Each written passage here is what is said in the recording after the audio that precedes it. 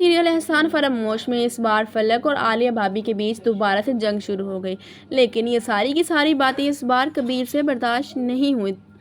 वो फैसला कर लेता है कि वो अपनी बेटी फलक से लेकर उसे धक्के मार के घर से बाहर निकाल देगा। नवाल की ज़िंदगी भी इस बार तबाह करने ही वाली है फलक। इनके कारोबार के मामला ठीक नहीं चल रहे हैं, जिसकी वजह से आलिया भाभी बहुत बड़ा कदम उठा लेती है। इतनी बड़ी कुर्बानी देने जा रही है कबीर की वजह से कि कबीर ज़िंदगी में दोबारा से अच्छी राह की तरफ चला जाए। कबीर और फलक को अपने घर में बुला लेती है। यहाँ पर इल्हाम को भी लेकर पहुँच जाती है फलक, लेकिन अच्छे तरीके से बिहेव नहीं करती आलिया भाभी के साथ।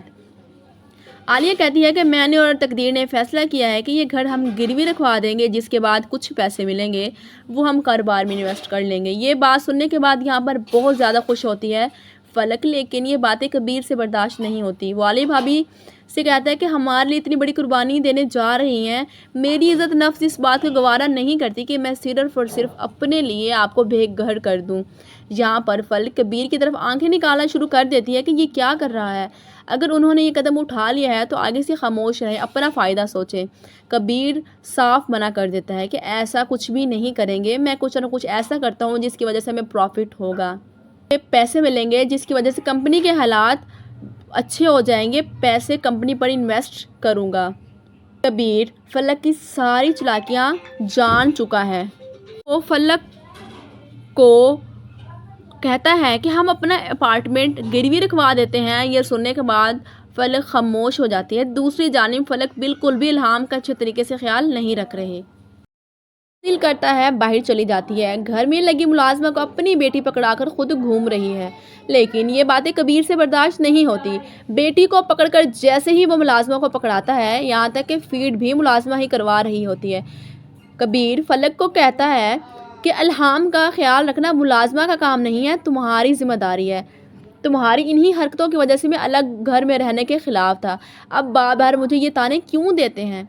जैसे ज़बरदस्ती पकड़कर मैं आपके इस घर में लेकर आई थी। हाँ, ज़बरदस्ती ही लेकर आई थी। ये बात सुनने के बाद यहाँ पर वो गुस्से में आ जाती है। फलक ज़रा भी अपने शोहर की इज़्ज़त नहीं कर रही। उसे तो अंदाज़ा भी नहीं है कि शोहर के आगे ज़ुबान दराज़ी करना कितना गुनाह है। कबीर आलिया भाभी के पास पहुँच जाता है। वहाँ पर जाकर चाय पी रहा होता है, बातें कर रहे हैं, तो वो एक दूसरे के साथ आलिया भाभी फलक से डरती है। वो ये सोचती है कि ये मुँह फट है, किसी भी वक्त कुछ भी बोल सकती है। कबीर को कहती है कि हम साथ होते तो इल्हाम की प्रॉपर केयर होती। भाभी को बताता है कि वो बच्चे का बिल्कुल भी ख्याल नहीं रख रही। वो मुलाजमा को पकड़ा देती है। दूसरी जानिब नवाल पहुंच जाती है कबीर के पास, उसकी मुबारकबाद देने और बिज़नेस को लेकर इजहार अफसोस करने के लिए। वो अपना घर गिरवी दे देगा। जब ये बात फलक को पता चलती है तो वो गुस्से में चिल्ला उठती है और वो भाभी आलिया के घर की जानिब चल पड़ती है कि मैं उसको अच्छी खासी सुनाकर आऊँगी। वो भाभी आलिया के घर पहुंच जाती है और उसको अच्छा खासा सुनाना शुरू कर देती है। वो ये कहती है कि अगर आप ये सोच रही हैं कि मेरा सर आपके सामने झुक जाएगा और मैं इस घर में वापस आ जाऊंगी, तो ये आपकी सोच गलत है। मैं कभी भी हार नहीं मानूंगी। हालांकि भाभी आलिया ऐसा बिल्कुल भी नहीं सोचती। ये सिर्फ इसी की गंदी सोच है कि सारी की सारी बातें तोकीर भाई और कबीर के सामने भी खुलने वाली हैं।